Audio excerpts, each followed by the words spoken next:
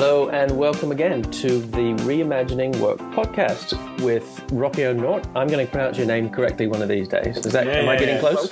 You're getting close. I'm getting close. And John Wenger. And it's good to be here again. And today's podcast comes out of a blog that you wrote, Walking the Social Business Walk. And I've read this a few times and reread it again just before podcasting, and the same thing kind of comes through, which is it's one of those blogs that I identify with, and that it comes out of frustration. And I think sometimes sometimes our best work or our best ideas or our most fruitful conversations come out of some seed of irritation, a bit like the grit in the oyster. So I think it would be useful to hear a lot more about what are the things that, to use your expression, grind your gears around walking the social business walk.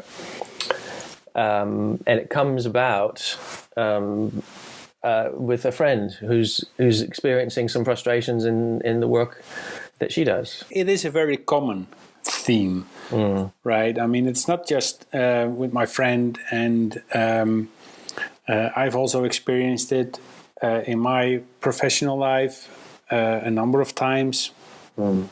And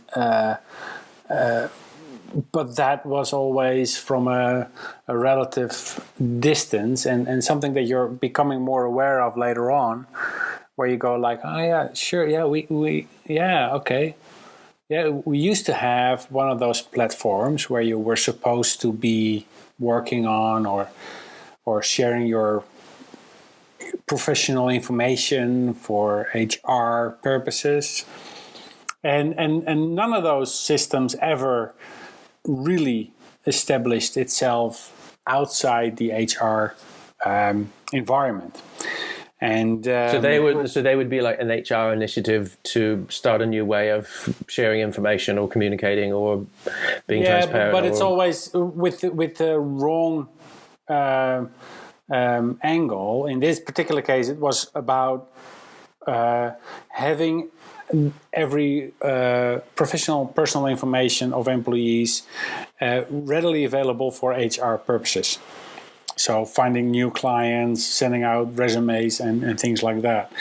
But you create, it was a sort of a LinkedIn environment, if you will, but at some point there was also the ability to share a little bit more information about things you were doing. And because it was an HR tool, you are limited, and people are not that much interested because they see it as a must, and hence it fails, and not just for what it could be but also for what it was meant to be, and this was years ago. And with my friend now, the word is that there's a lot of initiatives that are thought up to help create a more enjoyable working environment. They do make it look like that, you know. So they when she started out, there were a lot of information. You got the internet, you got this, you got an account where you can look everything up and welcome, and this is your schedule, and you really made feel very welcome and open. And also during the first talks, everything seemed very advanced, very open, and very social. And within a week of starting work there, nothing of that was apparent, was still there. So it was a description of some things that were intended in terms of how the work works in the organization. This is the way we like to do things. This is the way that we think is a productive thing. But after a week, there was a dissonance between the words and the actual experience of working there in that first week. Yes. Yeah. Okay. Well, I mean, I'd just like to, if we kind of take some of these points slowly and sort of unpack, we might kind of maybe reduce some of the frustration that is apparent in your blog post. I mean, initiative. We took some initiative. Initiatives are always good. Initiatives are great.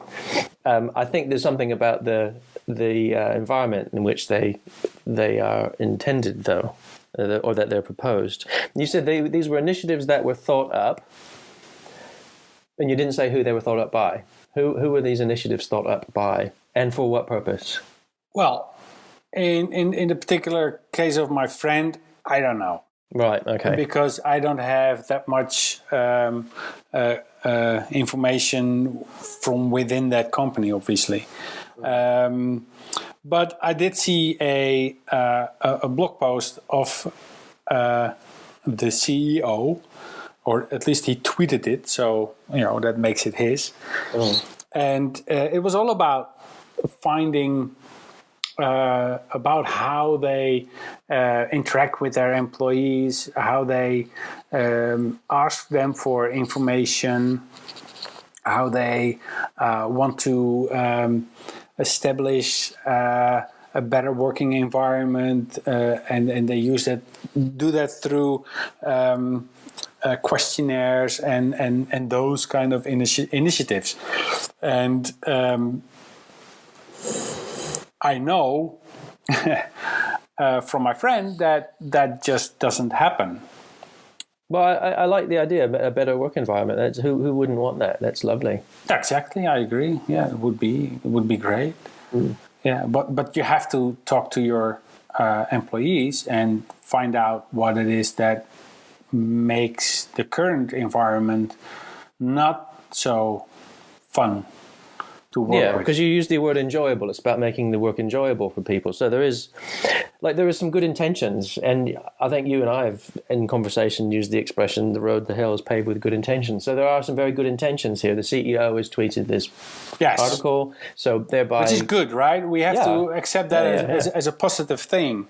And for them to come up with an idea like that is good. I mean, it means that they're paying attention to at least some of the elements that are currently happening in the working environment, where the certain evolutions that are happening, and to be aware of those kind of things. And well, as you pointed out before we started the podcast, nothing is really new. I mean, a lot of these things have been written about since the 50s. But still, I mean, actually doing something with it is obviously a big thing. And we have to accept the fact that it's a good thing that they're actually expressing it and trying something. The problem lies in following through. I mean, the big difference between talking the talk and walking the walk. Yeah, and I think there's something that sits behind the problem of not following through, which is something which is quite deep and profound. I mean, you talk about becoming a social business as a profound thing. I agree, it's profound, which is the mindset, the unspoken, unwritten, perhaps unknown assumptions that people still approach the workplace with, which is mechanism. And I think there's a more connected and systemic way of looking at workplaces, which in many cases would be the downfall of very well-intentioned initiatives, because there is a system, there's an environment around which is not allowing the initiatives to flourish. If you've got an architecture which is hierarchical, I don't see how you can create, say, something that's more participatory or more joyful for people if the hierarchy is the thing that gets in the way, if it's the thing that's creating the disconnect and the lack of joy and the fear and so on in the organization. So there's something quite deep about the whole, the system, the fundament of organizations which are behind the failure of initiatives.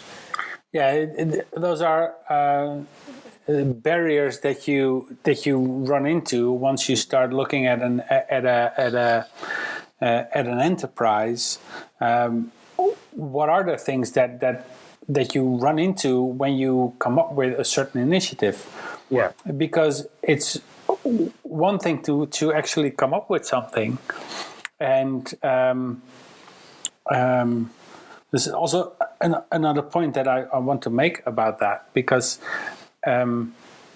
these initiatives don't just drop out of the sky, right? Yeah. There's people spending a lot of time and a lot of effort on figuring out That's right. what it is that we would like to do. And it's such a pity if those initiatives just fall flat because there's not enough momentum being created to actually make it happen. And that is just something that's very sad, because chances are that person would not go out of his or her way to create another initiative, because well, absolutely. I mean, it compounds cynicism. If you've tried an initiative, you put a lot of effort into something and it fails, and then there's a bit of cynicism that gets generated. Why would we bother? It's not one of those things again. We've tried this before. It takes the wind out of people's sails. But it's indeed also something that we talked a little bit before we hit record. I mean, the metaphor that you came up with in the gardening metaphor, if the initiative is a seed,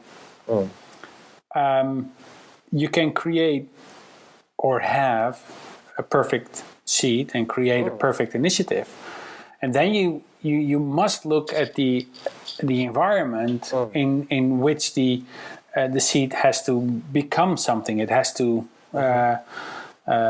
it has to germinate and flourish, and yes, it has to happen, right? So you're the gardener as well. Yeah, no, I'm not. I mean, that's my wife, but yeah, germinate. It's not something that's on my on the far front of my consciousness. So yeah, it has to germinate, and in order to do, if you put it on a piece of concrete, then some seeds will eventually, but still, it needs water, it needs sunlight, it needs something. And in order to flourish, it needs healthy ground. And the effort that my wife goes through in order to create the perfect environment for certain plants to do what it does. A tomato plant, it's not something you just seed something and you throw it out there and see what happens. It takes a lot of nurturing and a lot of care. It takes a good soil, a good fertilized soil, but not too acidic. And so the pH value needs to be right, and you need to water it a lot, but you can't water it over the leaves. You have to water it at the roots, and so we have a polytunnel where it's in, and but you have to open up the polytunnel regularly because it has to get the moisture out. Otherwise, you get light and this and that and that and that's.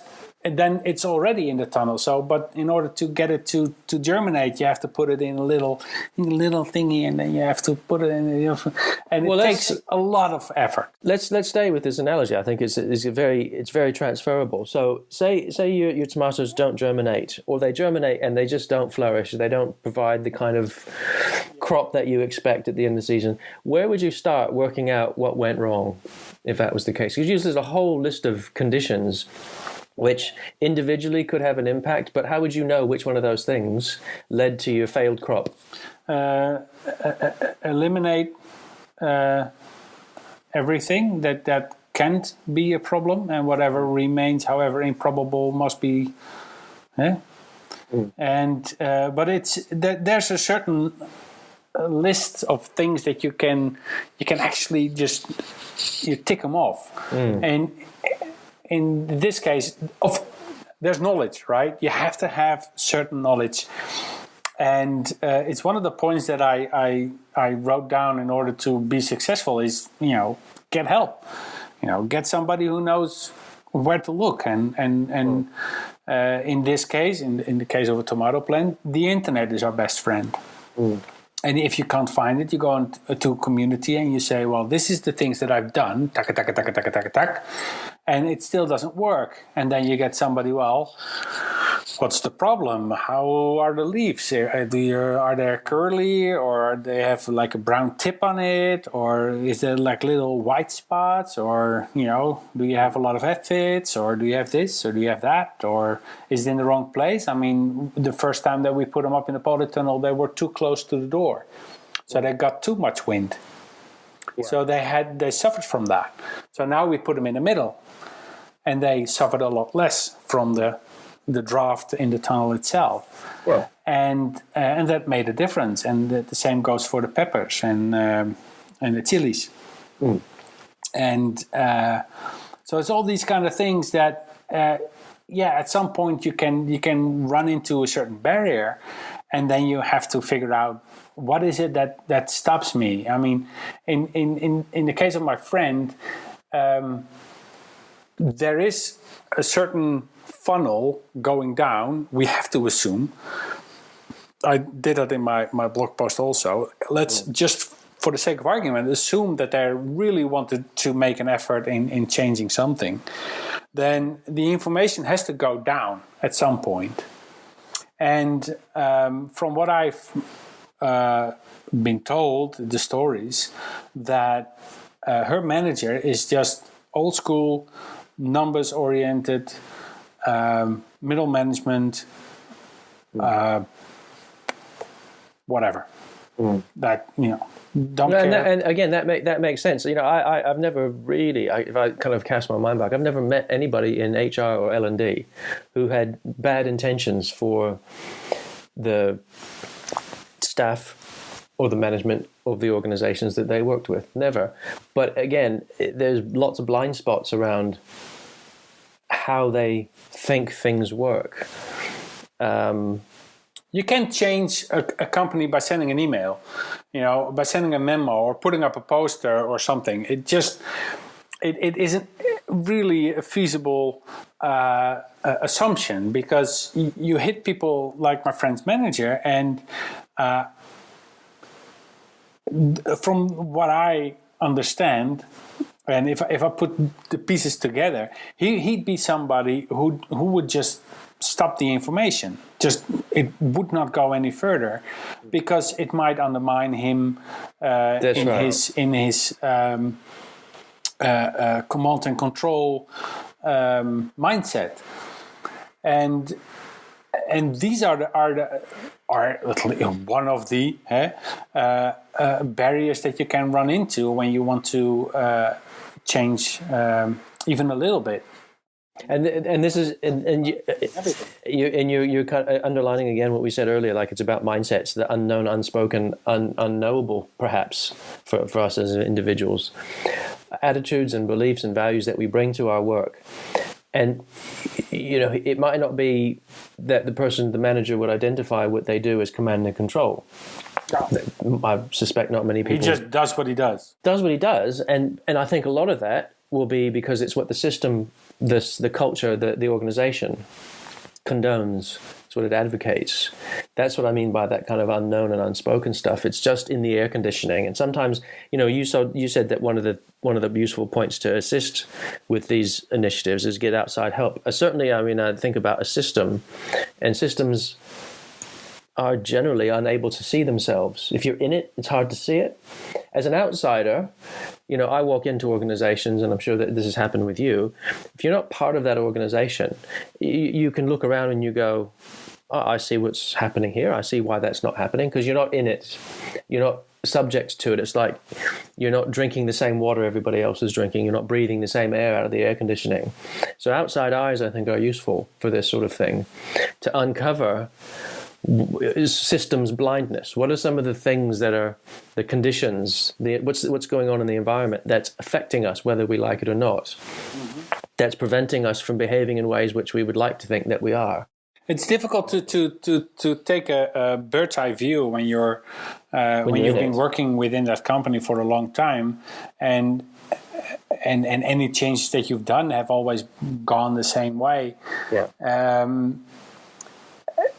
It's also about knowing where to look and which signs to pick up on. And so it's not just having anybody just walk in and say like, okay, this and this and this, but you have to at least be aware of the intricacies of such a fundamental change that we're talking about, because these are you have small initiatives, and then there are obviously huge initiatives that fundamentally disrupts a whole company and everyone in it. And so the smaller ones are obviously the ones that need a little bit less intense guidance than the bigger ones. But, they tend to fail nonetheless. Yeah, again, I keep coming back to the mindset that's behind it, the command and control mechanistic mindset. That if just because if I'm the CEO, just because I want this to happen, it's going to happen.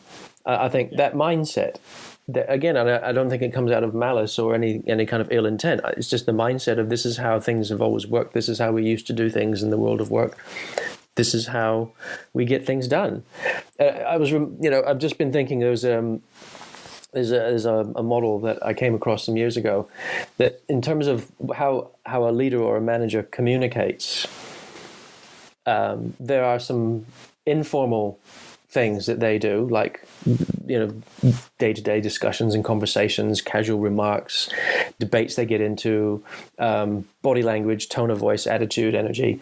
And then there's formal stuff, that formal kind of communication channels that a leader or manager will deploy, like an email, a speech, an announcement, a formal policy statement, a formal documentation, processes, measurements, promotions. So there's the informal and the formal communications, but you can also divide them into quadrants and say that there's conscious and there's unconscious. And the conscious would be the discussions, the speeches, the announcements, the emails, the documentation. The unconscious is the stuff that we notice in a leader or a manager, but more on a more unconscious level, like the body language, the attitude, the tone of voice, the energy, their emotional connection, their empathy with us, who gets promoted, who doesn't get promoted, those sorts of things. And it's an interesting thing that most people in a leadership or in a managerial role still, to inherit from the old world of doing things, still spend about 85% of their energy on communicating with people through the things that are least noticed. Most leaders think that it's about your formal conscious communications, your speeches, your aims, your objectives, your vision, your mission, your emails. And those are the things that actually people notice least. Those are the things that also impact people's behavior the least. The things that impact people's behavior the most are the informal, unconscious body language, tone of voice, empathy, emotional connection, their style with people. And those are the things that leaders tend to spend least amount of their energy on, the least amount of their intention on developing and improving, that kind of self-knowing, self-awareness stuff. And I say this because it's connected to what does it take for initiatives to take effect. It doesn't just because a leader says, I want this initiative to happen, therefore it will happen and we'll roll it out. That's probably the least likely way of getting it to happen. It's more about what is my attitude, how do I connect with the people and the purpose of this organization? How can I demonstrate that there is something that I have picked up that we need to improve on? How can I enlist people in this vision? And it's not about my email to you. It's about the way I communicate and relate to you and get on board with you and understand what are your concerns about the work. So yeah, I mean, I think all of that informal, unconscious stuff is part of the soil, the wind, the water that you were talking about earlier. It's the environmental stuff. If yeah, exactly. I mean, and that's when you have your think tank or your initiative, blah blah blah, whatever you call it. Those who create that seed. Once you have that, then you don't have to worry about that for a while. You can put it aside. What you need to do is look at the environment and what you need within that environment to make sure that that seed actually grows. I mean, we couldn't grow a tomato here outside without a polytunnel. Yeah. It can't be done because the climate here is too harsh for a tomato plant to grow into a big enough climate to actually get it. It just doesn't work. So we knew that we had to have a polytunnel in order to do that. So we built a polytunnel, and now we have tomatoes. Yeah. And tomato. And, potato. And so.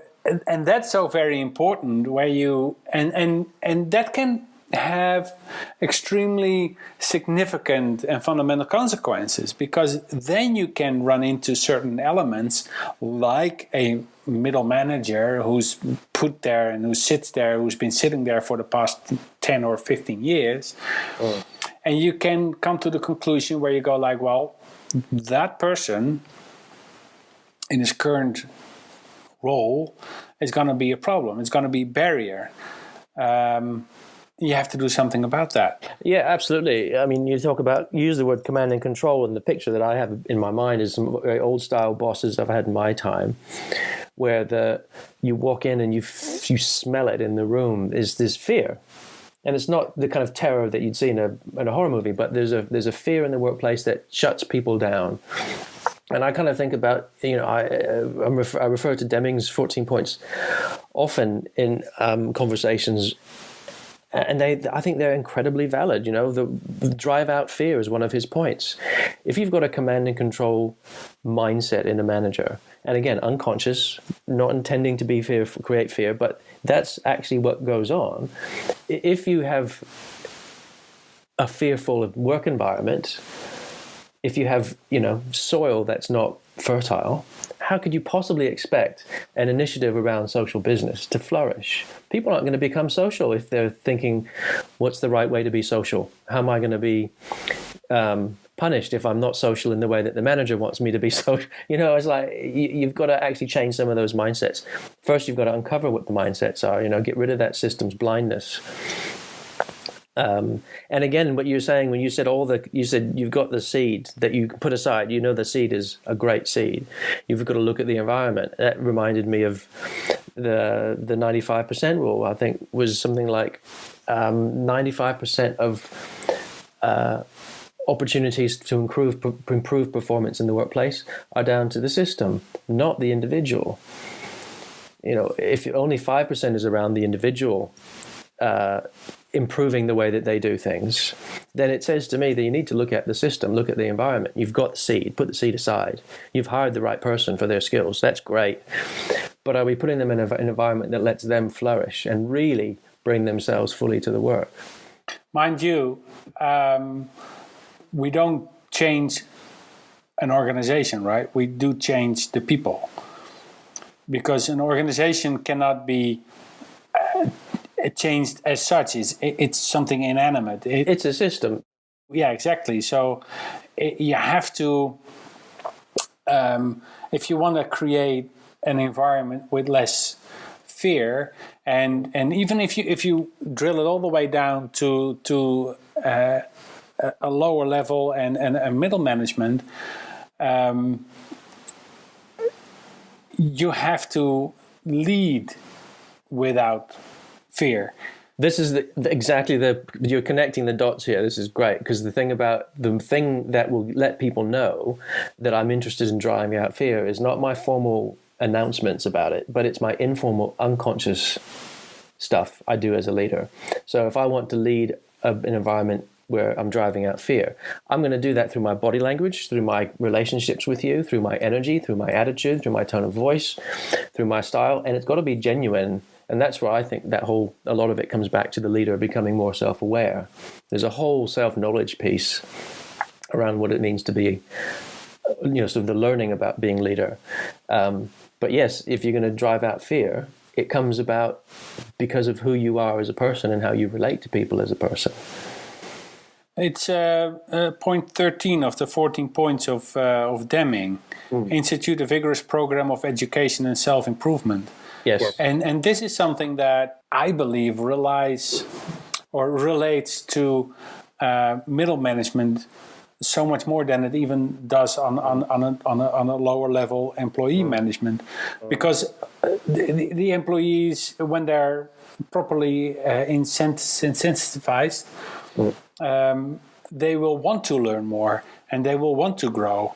But it's the middle managers that usually are in a position where it's very difficult to either go up or down, and hence they tend to cling on very strongly to that position, and that makes them very rigid and very difficult to reach. Because also middle management, I mean, you can as CEO be fearless and project a certain fearless attitude, or but middle management is probably not going to pick up on that. And you cannot just send them an email and say, dude, you have to be less controllable and less fearful of what can happen if change actually happens within the company, because there is a place for you, and this is going to be it. We're going to show you, we're going to teach you how to be productive or be still valuable in a more modern setting. And I believe for a lot of people in middle management, that's their greatest fear, because the fear that you talk about is maybe from an employee point of view, stepping outside a little bit, raising your hand or asking a question or prompting an idea, and whatever consequences that have can be fearful. But middle managers have the same problem.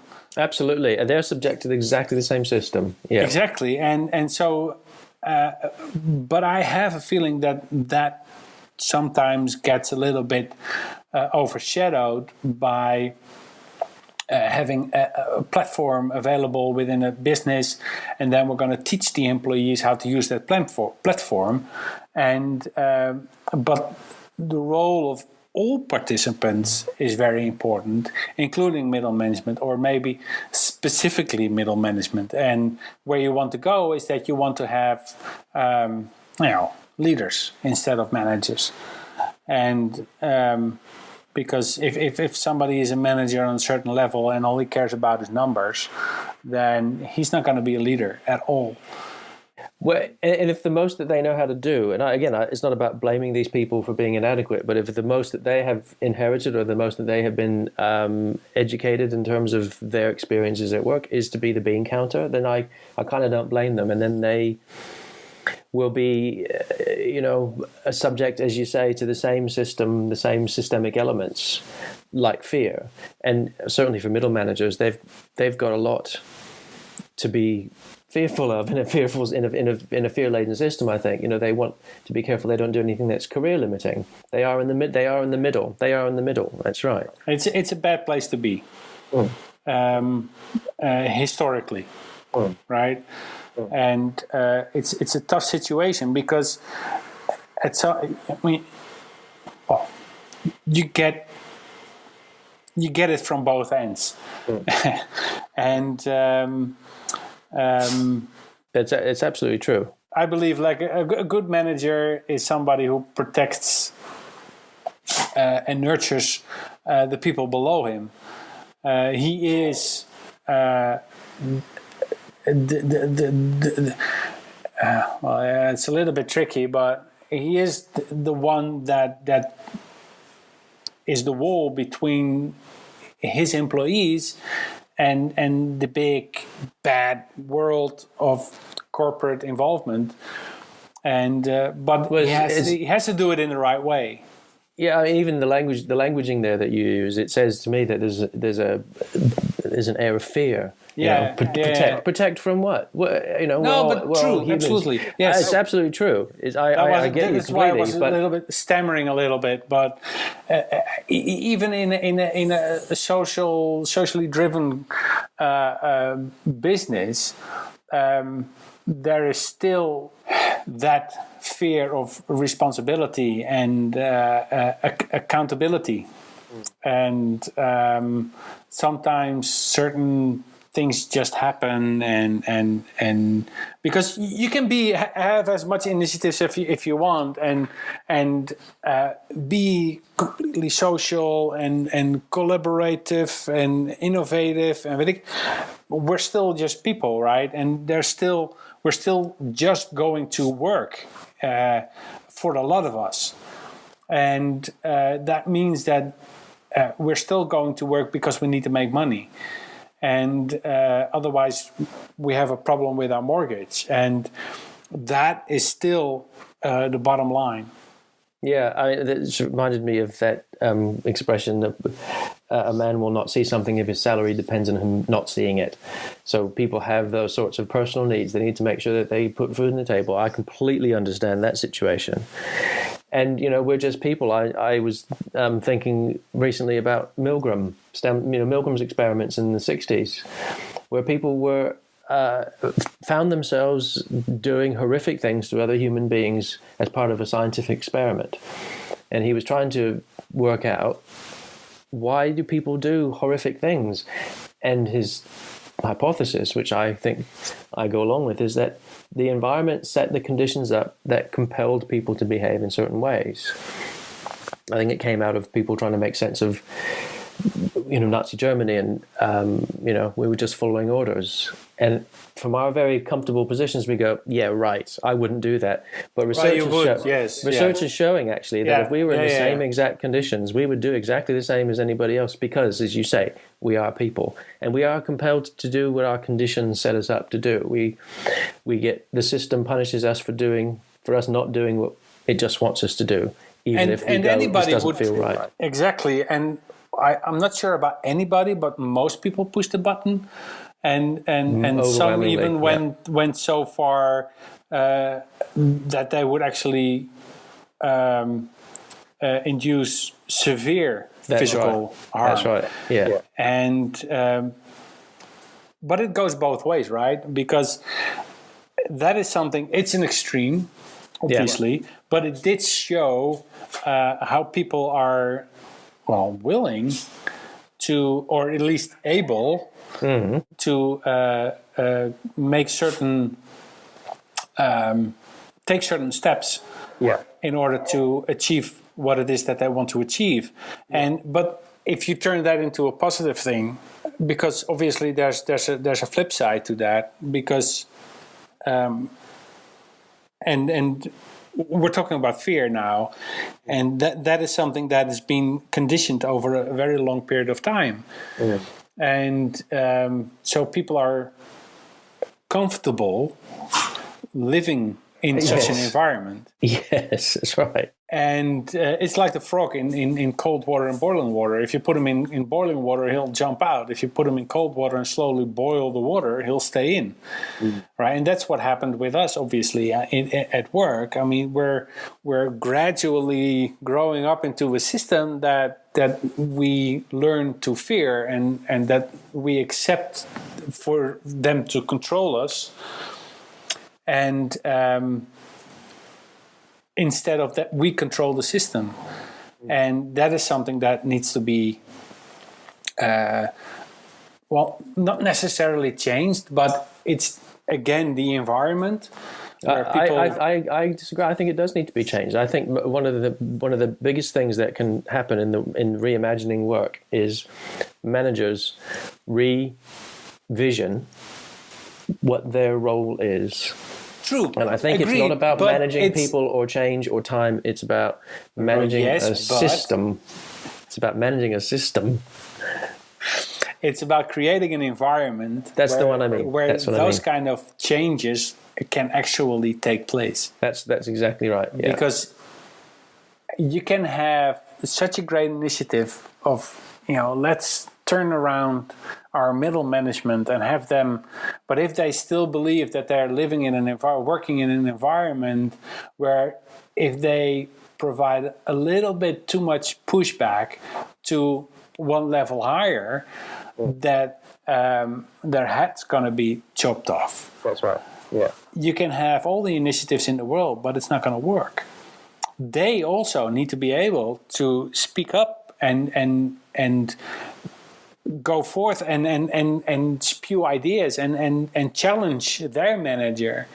And that manager has to be able to challenge the C-suite. And as long as you don't have an environment where it's safe to be a dissident, Yeah. you won't have any. Yeah. You'll have groupthink, you'll have teamwork, you'll have people thinking the same thing, but you won't have creativity, innovation, new ways of doing get business. the things done that need to be done as an absolutely minimum in order to reach the end of the day and provide the numbers that need to be provided, and that'll be that. And that'll be on every level within a company. And I think to come back to this thing around social business, in your blog article, you write, any business, any company, any organization, and even governmental institutions can benefit from at least some ideas within the realm of social business. I utterly agree. And I think there's something that needs to be looked at as to why they don't take root. And it's about looking at the environment of the businesses. And if the culture is not ripe, if the system is not ripe, the best initiatives will, I would guess, they would fail. It doesn't surprise me. It doesn't surprise me that 80% fail. So I think there's a piece of work that needs to happen first, which is, what is the environment like? Because these are great ideas, but I would hate to see some of these great ideas and new ways of working fall down and people become cynical because we try them and we don't attend to the environmental systemic issues that we need to attend to first. Yeah, exactly. 'Cause a lot of stuff is commercially driven, obviously. Absolutely. And their bottom line is to make the sale. Yeah. But there's no follow-up. Yes, that's right. Okay. So I'm aware of time. I think we've had a really interesting conversation that, again, is like the others. We could extend and keep developing. I think for now, though, we need to bring this one to a close. Yeah. And we will certainly continue in this vein in the future, because I know that you and I both are interested in work being a different sort of thing than it is today for so many people. We'll continue reimagining work. We will. Okay. Well, it's been wonderful to have this conversation. Yes. I've enjoyed it. Okay. And I hope other people enjoy it who are listening as well. Yeah. Until next time, I will say farewell from me and farewell from him, and we'll see you next time. Yes, and if you like, subscribe to this podcast on iTunes or Stitcher. You can find us there. Okay. Goodbye. Goodbye.